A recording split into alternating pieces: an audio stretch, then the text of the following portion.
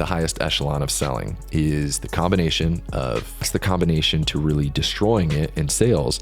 Let's go over the 4-step framework. So many salespeople out there that, are just not very proficient at this. They weren't trained properly.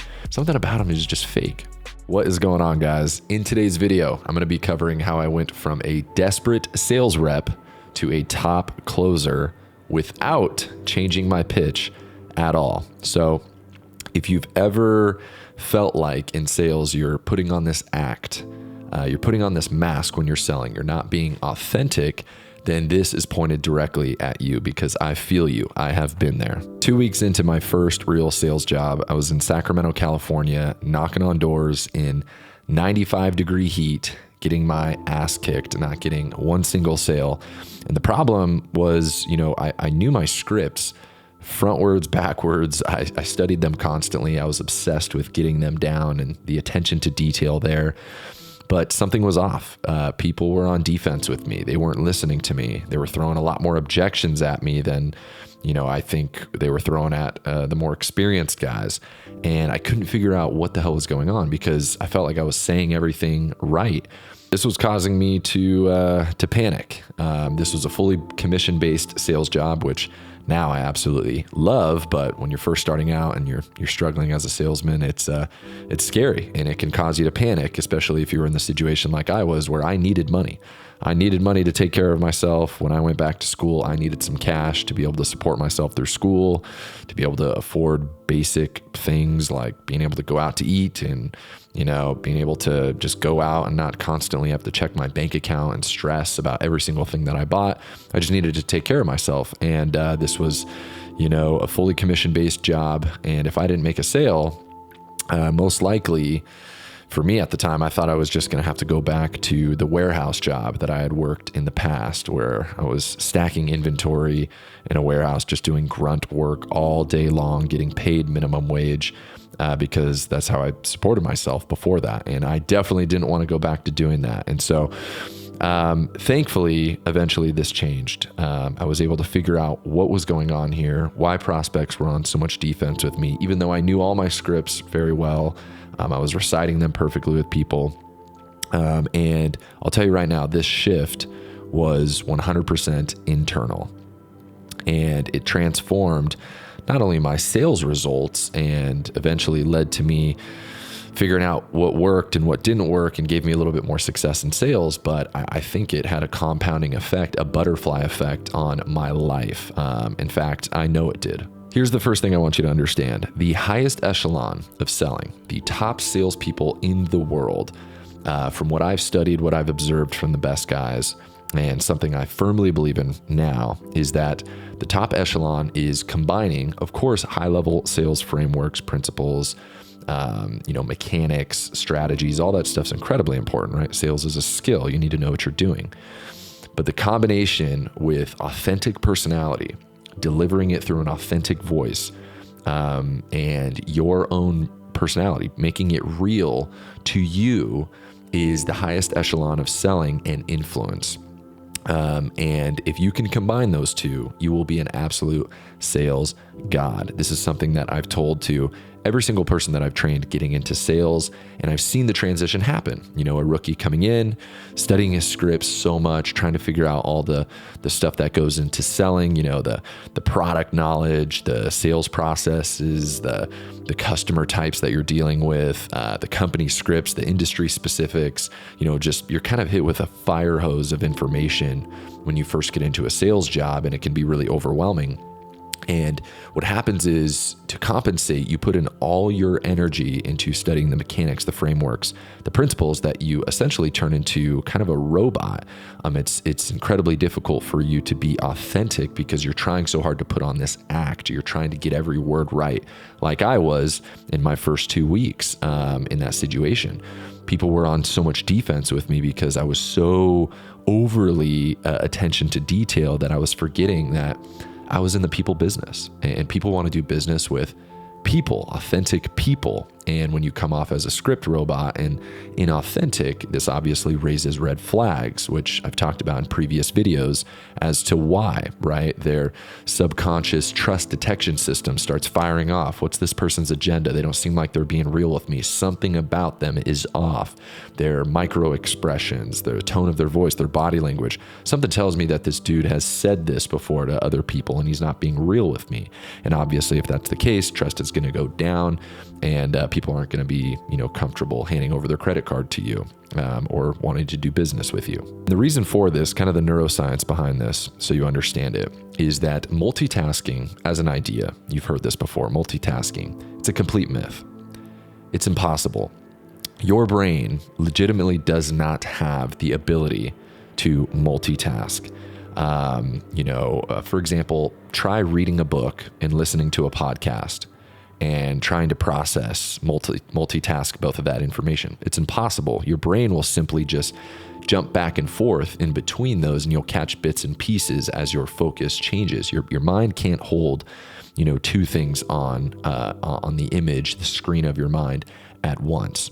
So it's impossible for you to place your mental energy on your scripts, your frameworks, your principles, focus on all of that, and also being authentic and just being yourself and genuinely connecting with people and incorporating the social skills that are necessary for you to connect with people. It's literally impossible to place both your mental energy on those things. To help you understand this and give you a real world example, do you remember your first time learning how to drive or first time actually operating a motor vehicle?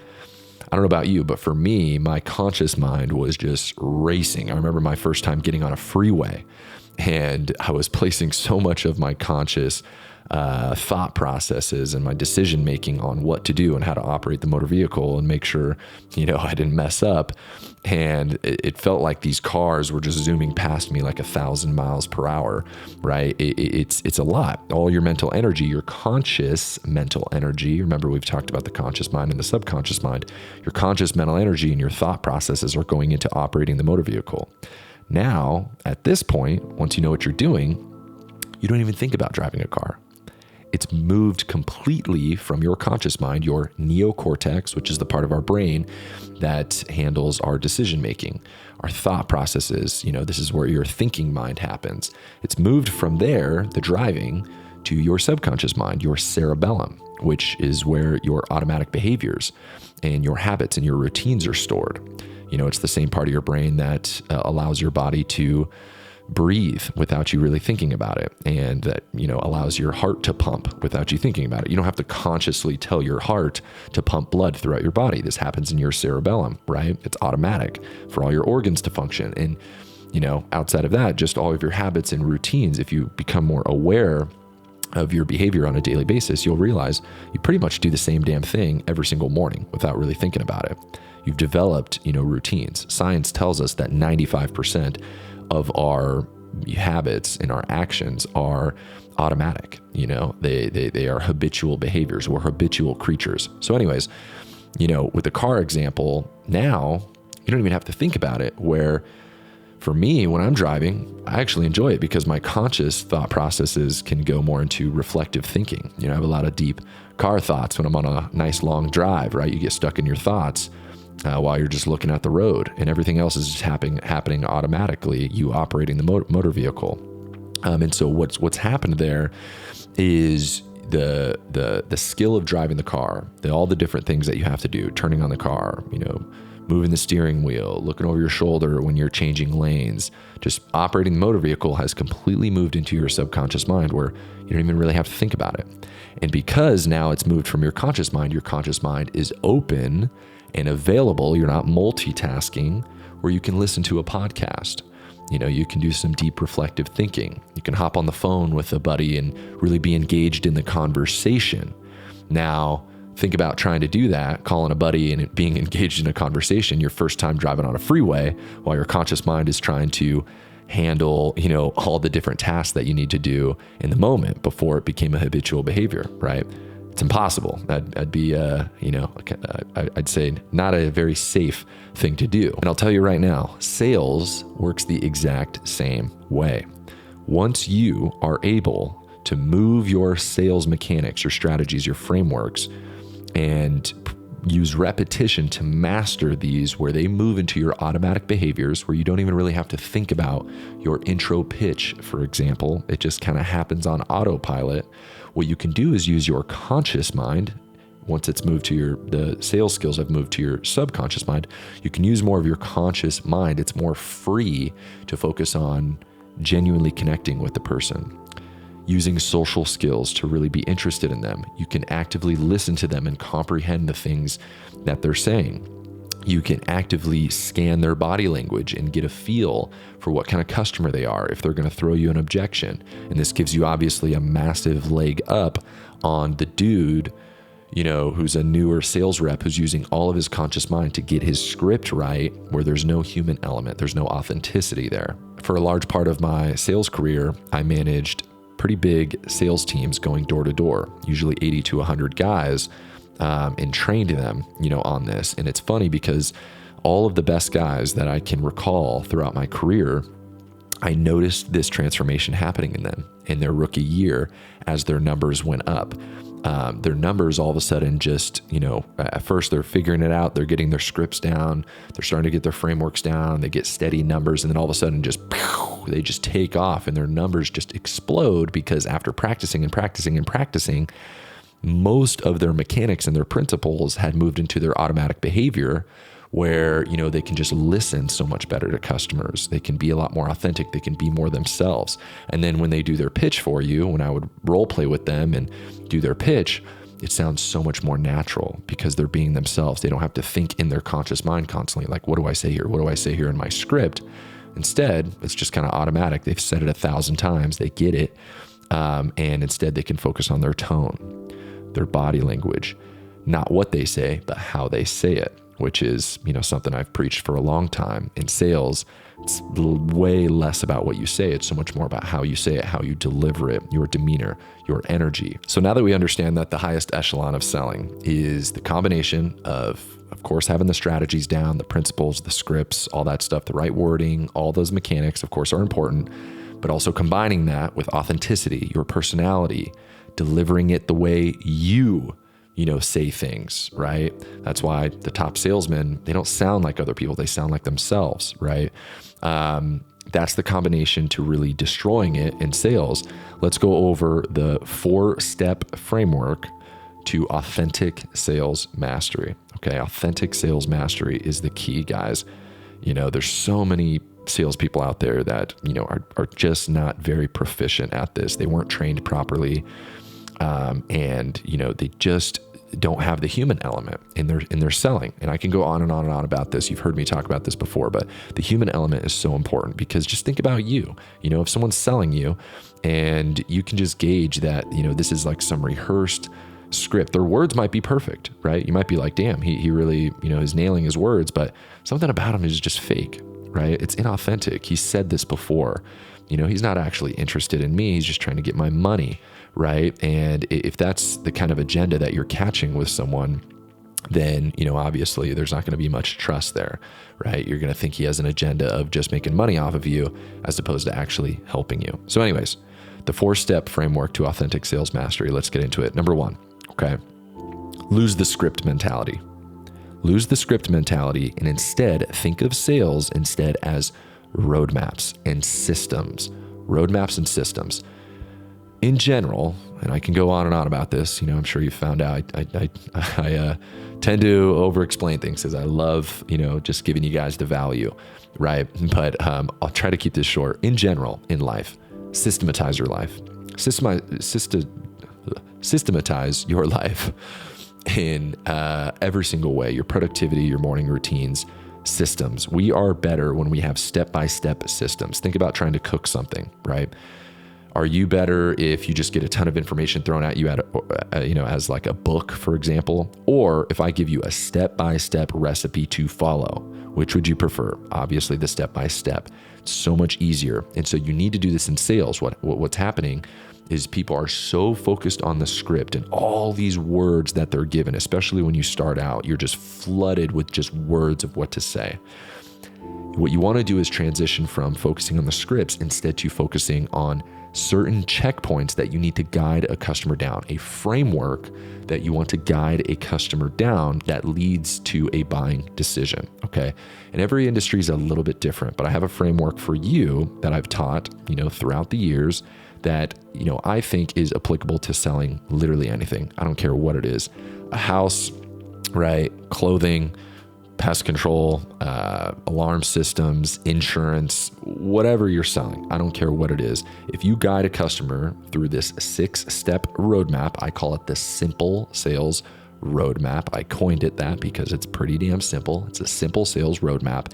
If you can do this, then it's typically going to lead to a buying decision. And obviously, depending on the commitment that you're asking from customers and, how big of a sale you're making, if you're in real estate trying to sell someone a $500,000 house or higher, obviously the closing timeline is going to be longer, but still over that longer period of selling that person, you are going to be guiding this person through those checkpoints, just probably in a longer time period, as opposed to if you're a door-to-door salesman selling pest control, like I was, that's typically a one interaction sale where you can guide them through this 6-step process in, sometimes 5 to 10 minutes, I would get deals in, but this is the roadmap. Okay. Simple. Okay. S in simple stands for spot the problem.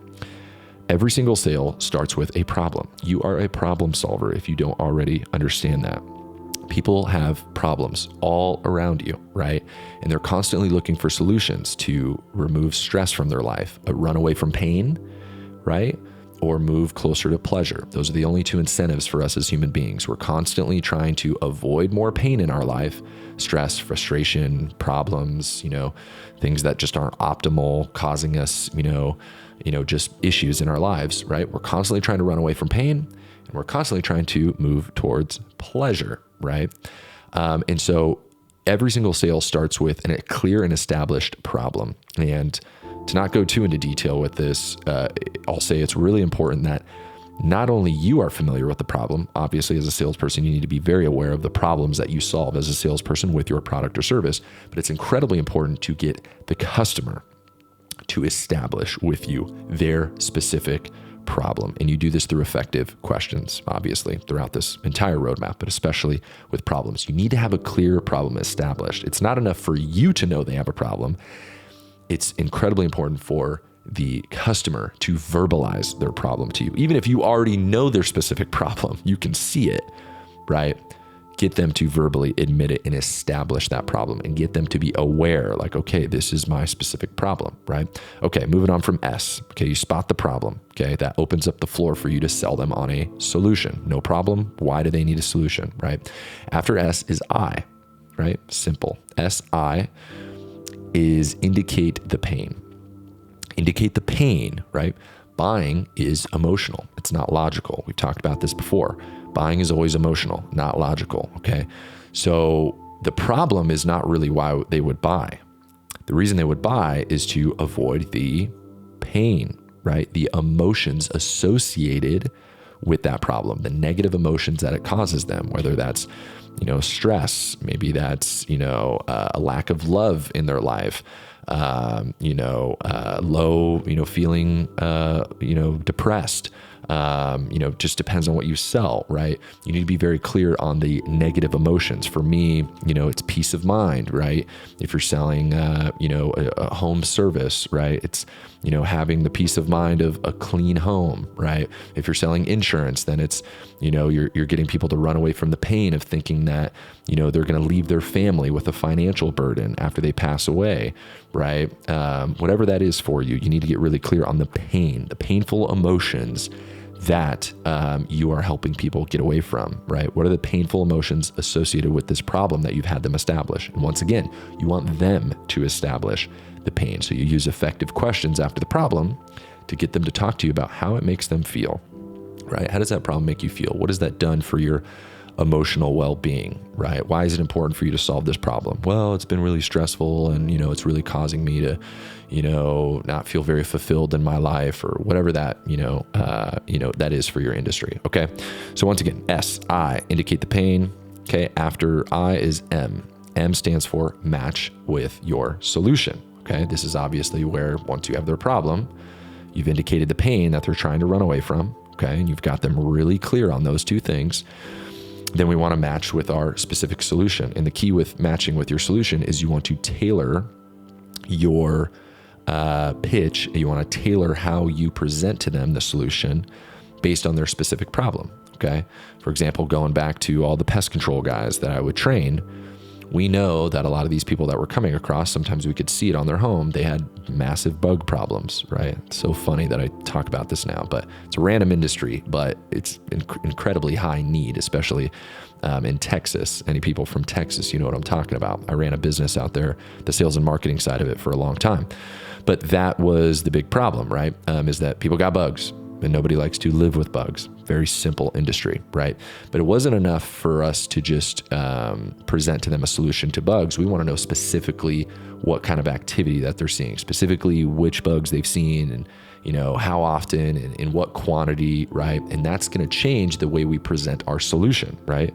If somebody's got a bug problem or if they got a rodent problem, obviously the way that I match with our solution is going to be a bit different, the way I pitch them on the service, right? Of course. So that's the key with M. Okay, match with your solution. If it's an insurance product, because I've coached some people in insurance, then it's going to be, right, their specific health concerns, right? And how your policy specifically covers them for their specific, health concern, as opposed to just their health in general, right? That's a basic example, but you get the idea. Okay, so M is for match with your solution. Now P is present the benefits, okay? The benefits, these are the positive emotions associated with what they want. How does your solution give them positive emotions? Peace of mind, right? Convenience, happiness, right? More fulfilling, right? Just away from pain and closer to pleasure. What are the pleasurable emotions that you are giving them, right? So that's P. You want to establish with them how your solution would give them positive emotions, right? Because buying is emotional, right? They want to get away from negative emotions. They want to move towards positive emotions. Okay, so that's P. L is for lay out the price. Okay, so after you've done all this, you want to confidently lay out the price. The key here, I'll make another video on negotiation strategies and going into price, but the key here is to be confident with your price. A lot of people are very shaky. The price is, right? That's not going to go well. You want to confidently lay out the price, right? And, you can use things like price anchoring and other negotiation strategies like this, but the key here is just confidence with laying out the price. Okay.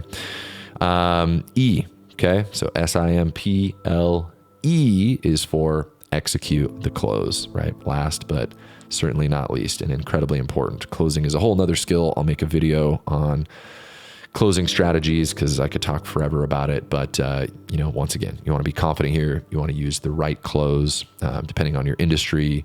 That's going to assume the level of assumptiveness of your close, right? You're not going to assumptive close somebody into buying a house. Obviously, you can't assumptive close somebody into, buying a home service, or, getting a insurance policy, right? If they're really in need, right? You kind of get the idea. That's going to change how assumptive and how assertive you are with your closing. So that is the simple roadmap that you can use. Step number 1, get away from scripts, focus more on roadmaps. And what's amazing about this and why it empowers you is, first of all, it just simplifies selling. Simplify sales from all these just storm of words in your mind to instead just checkpoints. Where am I at in my roadmap? Where am I at in the simple roadmap? Okay, I just indicated the pain. What's up next? Okay, I need to match with my solution. I need to tailor the way I present my solution to them. Okay, I've done that. Okay, now what do I do? And you just move them through this roadmap. And if you do that correctly, then that's going to lead to a sale. And you can kind of adjust the simple roadmap to your industry, right? There might be a few tweaks here and there, but overall, I think that's something that can apply to literally everything that people sell, because it's just based on human behavior and why people buy things. So get away from the scripts, focus more on roadmaps. It's going to simplify things. It's also just going to make your pitch so much more, able to move to your automatic cerebellum, right? Your subconscious mind, because there's not so much information you're trying to process there. And the other thing I've noticed too is it'll allow you to still get your message across in each of those checkpoints, but maybe your script's a bit different every time you say it because you're more focused on checking off the checkpoint on that roadmap as opposed to getting every single word correct. And so your scripts tend to just be more about getting the message across to the customer as opposed to getting every single word right. And it comes off just a lot more nonchalant, a lot more less salesy, less rehearsed sounding. Step number 2 to create authentic sales mastery. And this is a big one. Please create what I call a script manifesto. Okay. Your words when you're selling are essentially the tools that you have for transferring information from your mind to the customer's mind. That's what communication is all about. I'm transferring information to you right now through this camera, through using my words, right? It's the same thing when you're selling.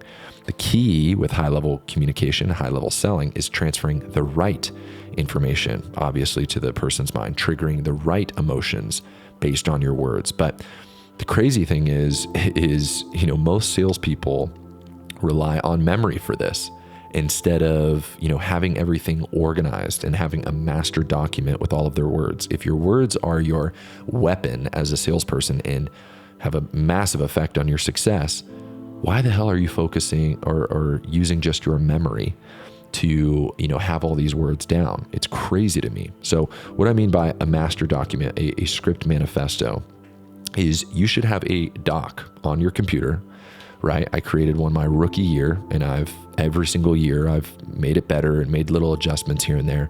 But you should have a master document with your entire pitch structure, okay? The whole roadmap that you take people down, all the ways that you handle objections, okay? The words that and the scripts that you use for handling touchy subjects like payment, how to collect payment with avoiding, objections, contract details, right? All that stuff. Key principles that you like to live by when you're selling, and things that you want to be reminded of, such as, keeping a relaxed tonality, having certain body language techniques, right? To smile more, even little techniques like that you want to remind yourself of. If you are relying on just memory for all the complexity of a sales repertoire, right? Then you're doing it wrong, man. And it's going to be tough for you to even master it, because what that creates is you doing different things every time, because it's impossible for you to memorize completely your sales approach, right? And so having this document is amazing because obviously it's going to allow you to have a strategy for moving a lot of this stuff into your subconscious mind, which is the goal, right? You need something to constantly look at and study and constantly review, where it just becomes so automatic you could say it like it's your own damn name and just not even think about it, right? Obviously it's important for that as well, but it's also important for iteration. The way you get better at anything is through iteration, trying something, seeing the results and the feedback, figuring out what's working, what's not working, and iterating it, making changes to it. And then you have the next version. You try that, and then you find little things to improve that. And then you keep on iterating and iterating. All of a sudden, you got a script manifesto. You got a holy grail of, selling. And, you can apply that iteration to literally everything. You should adopt the mindset of the iterator, someone who's constantly finding ways to improve.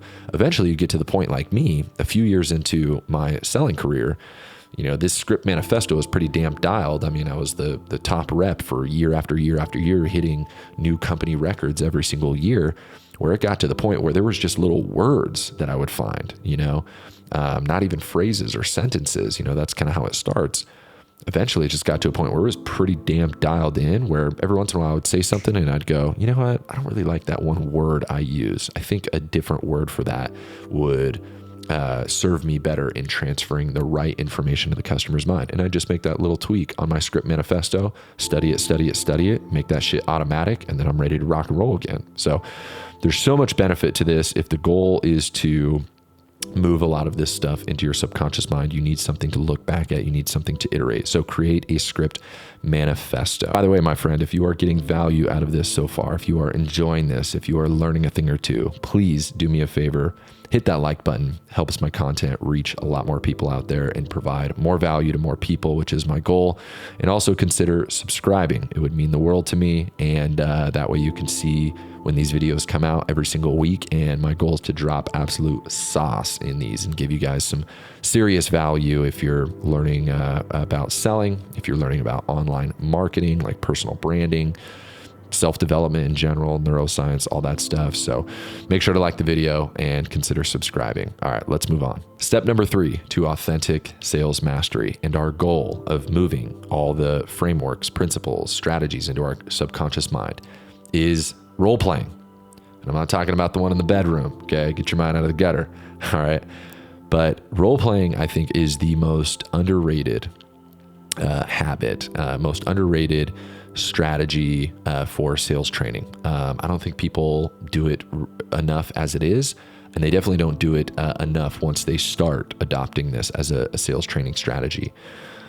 The way your mind learns things is through repetition. Okay, when you read over a book, for example, okay, your mind will only understand or hold on to a small percentage of that information. That's why if you really want to understand a book, every person says reread it over and over again. Keep going back to certain chapters and rereading it if you really want to understand it.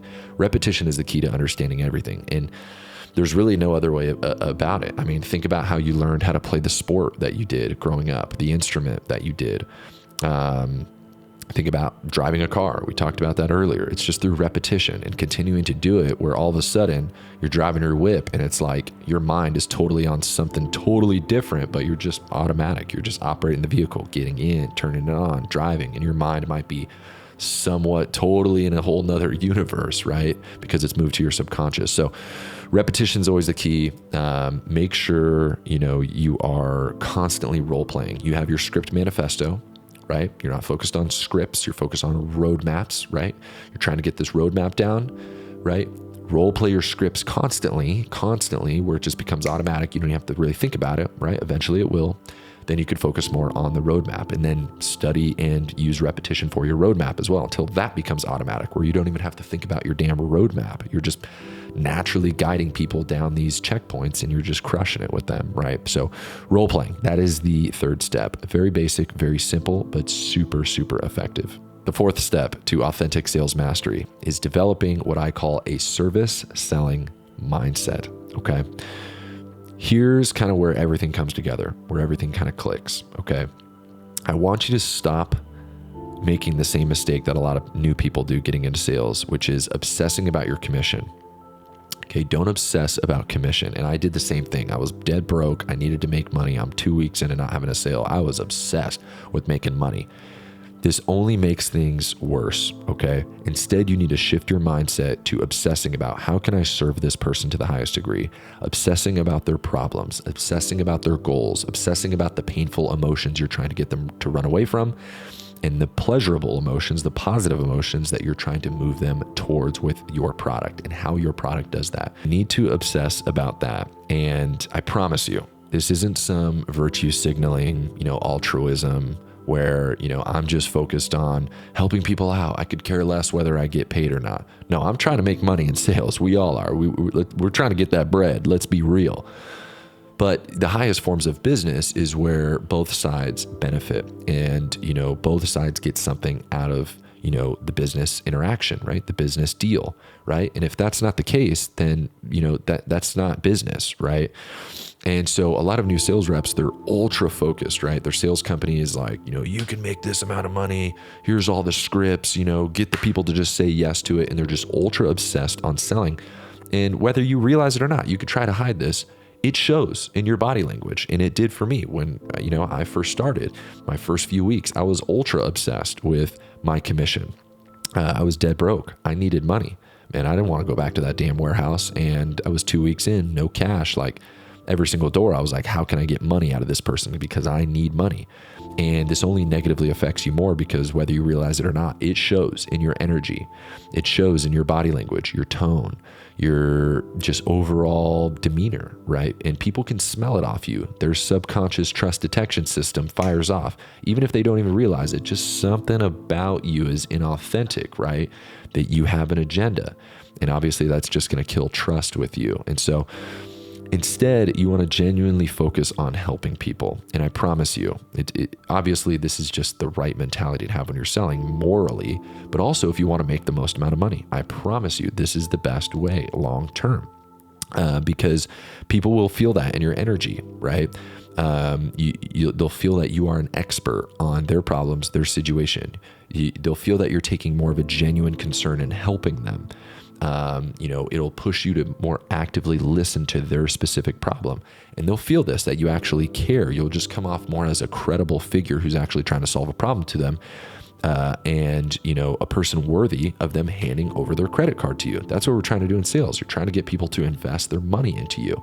And the way they do that is by thinking in their mind, okay, this guy's really good at what he does, right? He obviously knows what he's doing, and he seems genuinely interested in my specific problem, right? He's also hopefully a cool guy. I like him, he's got likability, all that stuff's important too. But more importantly, this dude seems genuinely interested in solving my problem. And so, that's the kind of people that, I don't know about you, but I want to do business with, right? I'm more than happy investing my money into somebody who can genuinely convince me that they are interested in solving a painful problem for me, right? And if I don't think that, then I'm probably not going to hand over my payment information to them. I think this is an opportune time to explain to you a law of business and a law of life, which people refer to as the law of compensation. The law of compensation. The law of compensation determines that your income, the amount of money you earn, will always be in direct ratio with these three factors. Number one, the need for what you do. There has to be a huge need for what you do, right? Sales is all about solving problems for people. If there's not a massive problem that you're solving, you're in the wrong industry, right? And, it's a myth that salespeople, he can sell ice to an Eskimo, right? Why the hell would you try to sell ice to an Eskimo when he can just go get some ice himself by chipping off a damn ice block, right? It's a myth. Top salespeople don't do that. They sell things that solve painful problems, right? So number one, the need for what you do, okay? The amount of money you earn will always be in direct ratio for that. Number two, your ability to fill that need. How good are you at filling that need? If you're in sales, this is going to be predicated on your sales ability, your ability of explaining to people how you can solve their problems, connecting with them, building trust with them, being an authentic salesperson, right? Authentic sales mastery, what we're talking about here. That's your ability to fill that need, right? And then number three, the difficulty in replacing you. Okay, those are the three factors. If one, there's a massive need for what you do. Number two, your ability to fill that need is incredibly high. And number three, you're difficult to replace because your ability to fill that need is incredibly high, then you're going to get paid a lot of money, right? There's no ifs, ands, buts about it. I mean, that's just the way it is. Think about anybody you admire that makes a lot of money, right? They're obviously solving a big need, right? Number two, they're very good at what they do. They have certain skills that they've developed that, make them very, very good at helping people acquire that need that they're in, right? In number one. And number three, because they're very, very good at what they do, they're rare and they can't just be easily replaced. So they get paid more for it. If you're easily replaceable, right? We're talking about sales here. If you're a script robot and all you are good at doing is reciting some script off a paper, right? And you have nothing else to you as a salesperson, then you're incredibly replaceable. Any company can easily replace you and find someone who's willing to memorize some damn scripts and say it, right? But if you are an authentic sales master, right? And you have all the frameworks, principles, all that stuff down, and it's dialed to a T because you have your script manifesto, right? And you're constantly dialing in, you're very good at what you do. And because you're very good at what you do, it's subconscious. You don't have to think about it. So you can connect more with people using your conscious mind, and you can build, relationships with people, and you're very good at that. I promise you that's rare. That's why it's the highest echelon of selling. If you can combine those two, it's rare. And you will be difficult to replace, and therefore you will be paid more. It happened in my career. I can reflect on that point in my sales career where I started to really hone in on this combination, and I was the top rep. And so obviously I got treated like it and I got paid like it, right? That's not me tooting my horn. That's not to impress you at all, but simply to impress upon you the importance of this stuff. So keep in mind the law of compensation. And when you become a master at helping people solve real problems, you're going to be, like I said, way less replaceable, irreplaceable, and you are going to get paid for it. This 4-step process to authentic sales mastery is exactly how you move from having that desperate, scripted kind of performance kind of energy where you're wearing a mask when you're selling. In your daily life, you're one person. When you're selling, you're a totally different person, right? It's how you move from that, right? And shift over to being incredibly confident, authentic, empowered as a salesperson. Things become more simple. You start crushing it, obviously, and you feel empowered in the way, once again, where you have that service selling mindset, you're helping people. So your assertiveness, the way you demand respect goes up because your intentions are pure. And I promise you, the market is not in need of another script robot that is, this savage mentality of you just, get these people to buy or die. I love Wolf of Wall Street, legendary movie, but that mentality, that savageness, the lack of the human element, the lack of the authenticity, you're incredibly replaceable. You're a dime a dozen, my friend. And honestly, to kind of be brutal, because I really care about, everyone's success watching this. And this is the same thing I told to, a lot of people I've trained over the years. It's lazy. It's lazy as a salesperson, when you're only focused on just getting this script down, jamming the product down people's throat until they buy. That's lazy. That's the easy way, to do sales, right? The difficult part is, once again, learning how to form this connection between the high level frameworks and the principles, the strategies, right? I'm not saying that's not important. That's incredibly important. That's the foundation. But pairing that with authentic personality and being you. And amazing things happen when you do that. Your personality isn't something to hide, when you're selling. It is actually a secret weapon if it's implemented properly, and you will notice your numbers skyrocket. And remember, anybody can memorize some script, right? But very few will put in the time, the attention to detail, the dedication, the trial and the error of mastering the art of authentic influence and persuasion. Make sure to check out the links in the description for my weekly newsletter. If this kind of information is valuable to you and interesting, you definitely want to subscribe to that. And then also you'll see links to some free resources if you want to learn more about the art of sales, persuasion, influence, high-level communication, the #1 business skill in the world, or you want to learn more about online marketing, what it takes to build a brand online for a business or for a personal brand. So definitely check out that stuff. And once again, I would greatly appreciate it if you hit the like button. Consider subscribing as well, because my goal with these videos is to just give you guys everything I've learned about sales, marketing, personal development, everything on my journey. And I'm definitely still on that journey, but I've learned a lot along the way. And if I can just help one person watching this, then mission accomplished. So appreciate you guys. Hit the like button. Consider subscribing, and I will see you in the next video. Peace.